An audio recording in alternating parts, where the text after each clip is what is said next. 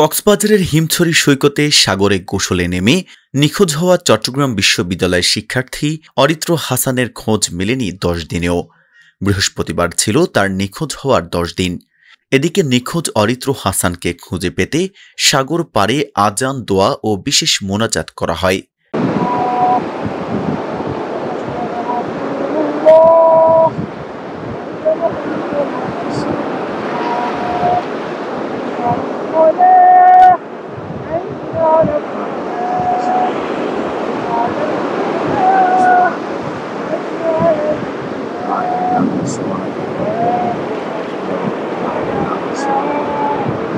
করার কারো ক্ষমতা নাই আপনার ফয়সালা না মেনে থাকার।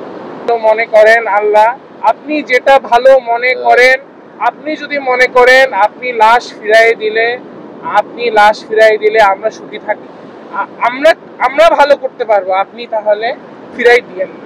কারণ আপনি উত্তম পরিকল্পনাকারী। আপনার উপর আমরা ব্যর্থ, পুরো মানুষ ব্যর্থ, জিন জাতি ব্যর্থ, সবাই ব্যর্থ। আপনি গফুর রহিম, আপনার গফফার নামের ওসিলায় আমার ভাইয়ের যদি কোনো ভুল ত্রুটি কখনো যদি করে থাকে, আপনার গফফার নামের ওসিলায় আপনি মাফ করে দেন আমার ভাইকে। আপনি হে মাহবুব মাওলা, আপনি সব পারেন। আপনি পৃথিবীতে এমন কিছু না, আপনি এই সাগর দরিয়াকে আপনি দ্বিখণ্ডিত করেছেন মুসা আলাইহিস সালামের সময়। আপনি সাগরেন, আপনি সূরা রহমানে লিখেছেন দুই দরিয়া মিলন হয় না। সূরা রহমানে সুস্পষ্ট বাণী যেখানে উল্লেখ করা হয়েছে, ফাবিআইয়ি আলা রাব্বিকুমা তুকাজ্জিবান, তোমরা কোন কোন নিয়ামতকে অস্বীকার করবে? আমাদের অস্বীকার করার কোনো কিছু নাই। আপনার নির্দেশে দুই দরিয়া মিলন হয় না। আপনার নির্দেশে ডেড সিতে মানুষ ডোবে না। যদি আমার ভাইয়ের জন্য যদি আপনি মনে করেন, আপনার ভাইদেরকে লাশের অবস্থা দেখে যদি আমরা ঠিক না থাকতে পারি, আপনি যদি এমন মনে করেন। অরিত্র হাসান চট্টগ্রাম বিশ্ববিদ্যালয়ের উন্নয়ন অধ্যয়ন বিভাগের শিক্ষার্থী এবং বগুড়া জেলার বাসিন্দা। অরিত্র হাসানের খোঁজে এখনও অভিযান চালাচ্ছে লাইফগার্ড সদস্য ও জেলা প্রশাসনের বীজ কর্মীরা। প্রতিদিন সকাল থেকে স্পিড বোটে করে মহেশখালী, সোনাদিয়া এবং নাজিরারটেক উপকূল জুড়ে ড্রোনের সাহায্যে ইনানী, হিমছড়ি ও আশেপাশের উপকূলে তল্লাশি চালিয়েও তাকে উদ্ধার করা যায়নি। নিখোঁজের পর থেকেই ছেলেকে ফিরে পাওয়ার আশায় কক্সবাজারে অবস্থান করছেন অরিত্রের বাবা সাকিব হাসান ও মা জেসমিন আক্তার। ছেলের জন্য প্রতিদিন সৈকতের এক পয়েন্ট থেকে আরেক পয়েন্টে ঘুরে বেড়াচ্ছেন অরিত্রের বাবা মা, বুক ভরা আশা নিয়ে। সাগর হয়তো আমার সন্তানকে ফিরিয়ে দেবে। মা জেসমিন আক্তারের চোখে ঘুম নেই, মুখে কোনো কথা নেই, কেবল দৃষ্টি আটকে আছে সাগরের ঢেউর দিকে। ছেলেটা সকাল ৬টা কত মিনিটে যেন আমাকে একটা ছবি পাঠায়। আমি শুধু ছোট্ট একটা মেসেজ দিই, ওই মেসেজটা সে রিসিভ করতে পারেনি। মঙ্গলবার সকালে ৩ সহপাঠী একসাথে সাগরে নিখোঁজ হয়ে যায়। এর ২.৫ ঘন্টার মধ্যেই ভেসে আসে ঢাকা মিরপুরের বাসিন্দা সাদমান রহমান শাবাবের মরদেহ। এর পরের দিন বুধবার সকালে ঘটনাস্থল থেকে ২০ কিলোমিটার দূরে নাজিরারটেক শুটকি মহাল সৈকতে পাওয়া যায় বগুড়ার আসিফ আহমেদের মরদেহ। হয়তো কোথাও সে হয়তো নদীর সাগরের ভেসে কোথাও গেছে, হয়তো কেউ দেখেছে, হয়তো তাকে উদ্ধার করে নিয়ে কোথাও গিয়ে, আমি খুব যে কল্পনা করছি তাও না, উদ্ধার করে গিয়ে হয়তো তাকে সেবা শুশ্রূষা করছে। হয়তো একসময় আমাকে ফোন করবে যে আমি জীবিত আছি, বা তারা কেউ আমাকে ফোন করবে আমি জীবিত আছি, আমাকে এসে নিয়ে যাও। আমি এই প্রত্যাশা করি। আমি মোটেই খুব অমূলক চিন্তা করতেছি না। পৃথিবীতে অনেক কিছু সম্ভব, অনেক মিরাকলই ঘটে। আমি তো মিরাকল তার শতকরা হার যত কমই হোক, কিন্তু সেটা ঘটে, সেটা বাস্তবতা, সেটা ফ্যাক্ট। আমি সেটা বিশ্বাস করি, ঘটতেই পারে। তবে আমি সর্বোচ্চ খারাপটাও ভেবে নিচ্ছি, সেটাও যদি হয় আলহামদুলিল্লাহ, আল্লাহর ইচ্ছায় হয়েছে। তবু আমি যেন আমার অরিত্রকে পাই, যে অবস্থাতেই হোক না কেন। আমি তাকে বলবো, বাবা আমি আজকে থেকে তোমার সঙ্গে চিরকাল থাকবো, আমাকে কিন্তু তুমি ফিরিয়ে দিও না বাবা, আমার কাছে তুমি থাকো। আমি ওইভাবে হাতটা ধরে বলবো যে বাবা তুমি আমার কাছে থাকো, বাবা তোমাকে আমি আর কোথাও যাবো না। তোমার ইউনিভার্সিটির পাশে আমি একটা বাসা নিব, নিয়ে তোমার কাছে আমি থাকবো।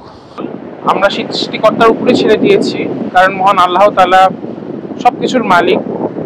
তিনি যা চান তাই করেন, তিনি উত্তম পরিকল্পনাকারী। তিনি মনে করেছেন যে আমরা যদি লাশটা পাই তাহলে হতে পারে, তিনি হয়তো এরকমই মনে করেছেন যে আমরা যদি লাশটা পাই তাহলে আমাদের পরিবার হয়তো মেনে নিতে পারবে না। আমার বরাবর একটাই সন্তান, আমাদের খুব আদরের ভাই সে। আমি আবেগ আপ্লুত হতে চাচ্ছি না, আমি খুব প্র্যাকটিক্যাল কথা বলতে ভালোবাসি, এই জন্য আমি প্র্যাকটিক্যাল কথাই আপনাকে বলছি যে দেখেন, আমরা তো কম চেষ্টা করিনি।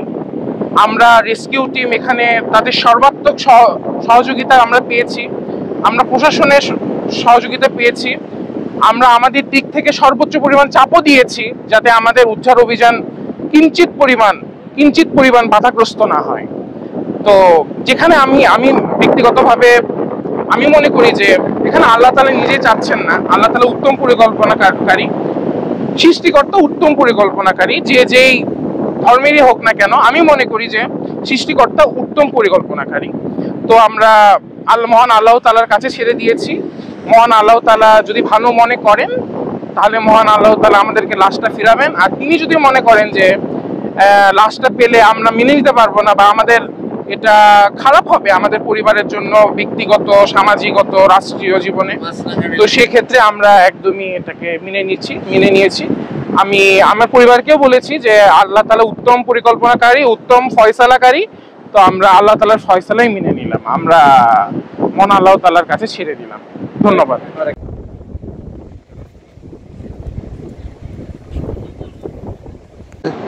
বেস করে আমার ছেলে এখানে আসছে, তাহলে রিসোর্ট হলো, রিসোর্টের নিরাপত্তা নাই, রিসোর্টের নিজস্ব নিরাপত্তা নাই, লাইফ গার্ড নাই, কিচ্ছু নাই। আর কত তাহলে এরকম মৃত্যু হবে? আর সুন্দর একটা জায়গায় মানুষ, আমাদের অনেক ভালো লাগছে, কিন্তু আমি নিজেকে নিয়ন্ত্রণ করতে পারবো, আমার সে বয়স হয়েছে, কিন্তু 21 বছরের একটা ছেলে কি নিজেকে নিয়ন্ত্রণ করতে পারবে এই সৌন্দর্যের কাছে? যেহেতু এটা বিচ, তাহলে এখানে কেন লাল পতাকা থাকবে না? কেন বিশাল একটা বড় একটা কঙ্কালের ছবি দিয়ে এখানে টাঙ্গিয়ে বিলবোর্ড আকারে ঝুলিয়ে দেওয়া হবে না? কেন সশস্ত্র প্রহরা থাকবে না? আমার বড় ভাইয়ার একমাত্র সন্তান, আমাদের পরিবার, আমাদের সবার চোখের মণি, আমাদের খুব আদরের ধন।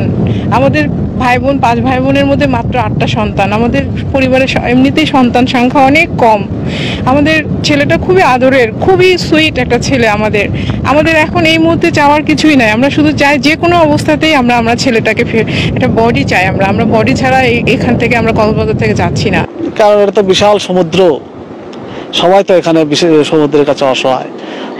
আমরা যে শুনেছি যে সমুদ্রটাকে কিছুই রাখে না, সব এসে ফেলে দিয়ে যায়। অভিযান এখনো চলমান রয়েছে। কক্সবাজার সমুদ্র সৈকতের হিমচুরি পয়েন্ট থেকে গত 8 তারিখে চট্টগ্রাম বিশ্ববিদ্যালয়ের 3 শিক্ষার্থী গোসল করতে নেমে নিখোঁজ হয়ে যায়।